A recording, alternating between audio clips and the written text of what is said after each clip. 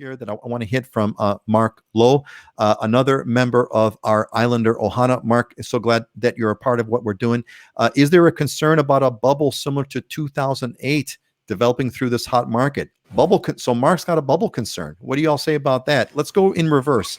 Heidi, we'll go Heidi, then Scott, then Dylan. Bubble concerns.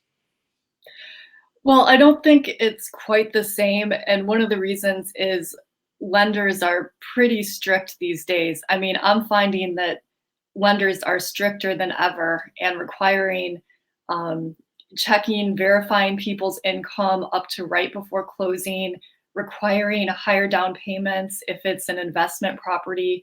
Prior to 2008 was a totally different situation. And also, I mean, while our market is busy and yes, there's a lot of activity, I don't see people out there just willing to pay whatever for anything because they just think real estate in general, they're just going to buy it, whatever it is. The people that are buying, I mean, are wanting to invest in something to improve their lifestyle. It's not just, any condo, I'm going to buy it. And I mean, most of the buyers I work with, all the buyers I work with, I mean, we're looking at the comps, we're looking at the value of the neighborhood too. I mean, it's not just, buy anything kind of market. Scott, now I got to tell you guys, that the biggest sign of a bubble is when someone says there ain't going to be no bubble coming, right? That's when you know a bubble's coming. But that all being said, what's your thoughts, Scott, about a bubble in this market? So the key there is similar to 2008. No, I don't in the short run see a bubble coming. If you continue this path and we hit 10% price appreciation this past year, our historic average over 35 years is 4.6%. So and we were trending along that, which was very sustainable. If we have 10%, 10%, 10%, at some point you're going to have a correction. I don't see it in the near future. Why we're different from 2008 is because after 2008, lenders got very strict. Prior to 2008, if you breathed on a mirror and could fog it, you could get a loan. And people were doing 100% financing. They were negative amortization loans, things people shouldn't have been getting into. And everyone thought it was going to keep going. And we had 20% price appreciation in a year. We're not at those marks, and lenders have been so restrictive. You've had to really prove that you could get in on something from 2008 on. So there's plenty of equity in these properties. It's not like people are going to go belly up here all of a sudden. Interest rates are low. That's what's driving this right now. The Fed said they're not going to raise interest rates for 3 years. They're not looking to. So housing became more affordable on that monthly payment standpoint, but because of that, that's what we're seeing in this pricing. And we're going to see more momentum because of like what we said. I mean, Elon Musk just moved to Texas. Larry Ellison moved to Lanai.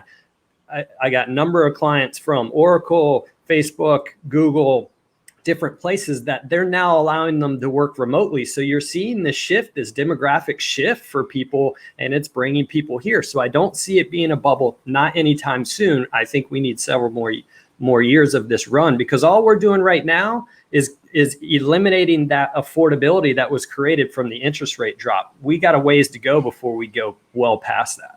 For going to bubble. Dylan, I believe you had a story that you were one of these people who fogged the mirror a long time ago and got a house. What's your sense of the state of the Mark's? How would you respond to Mark's question about, hey, is this a bubble going on? The biggest thing that is going to prevent that from happening is the legal framework, right? If you look up the Dodd-Frank financial regulations that went into effect, I think 2009, 2010, after the bubble. But as Peter alluded to, I'm a perfect example of what caused the bubble, right? So when I was 24 years old, out of the military, going to college on the GI Bill, no job, no savings, no investments, no down payment. I got a loan to buy a house with my girlfriend, who's not my wife, who had been teaching for 6 months. Same thing, same boat, no, very little income, no savings, nothing. But we got that loan to buy that house the first time, which was a blessing. We made a lot of appreciation off of that, which led into future homes that we bought. We recently bought a house. We bought 2 houses since then. The second time it was, very stringent. But even this third time, earlier this year, they called me the morning of closing. They called my cell phone, which is listed as my office number, right, to verify that I was still employed. So before they funded the loan and we could close on this house, they were checking one more time that nothing had happened. So it was a much more painful process, having a down payment, having income, having assets. I mean, being a totally qualified buyer.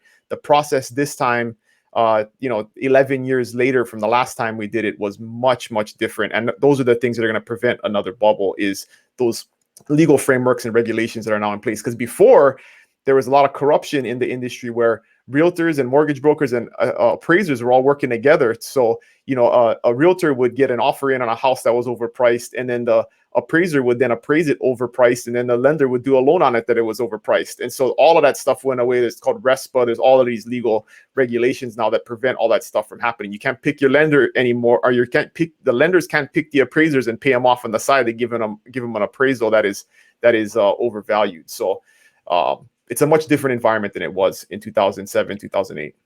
Dylan, my only question for you is, when they called the office, which was your cell phone, and when you answered it, did you tell them that you were still working for yourself? I did. That's definitely a flaw. I don't think that's everybody's situation, but that's all I wanted. Anyway, that's a good one. Thanks, Dylan. They were called ninja loans, right? No job, no income or assets. Ninja loans. Oh, ninja loans. Okay. No job, no income, no assets. Okay, Yeah. cool.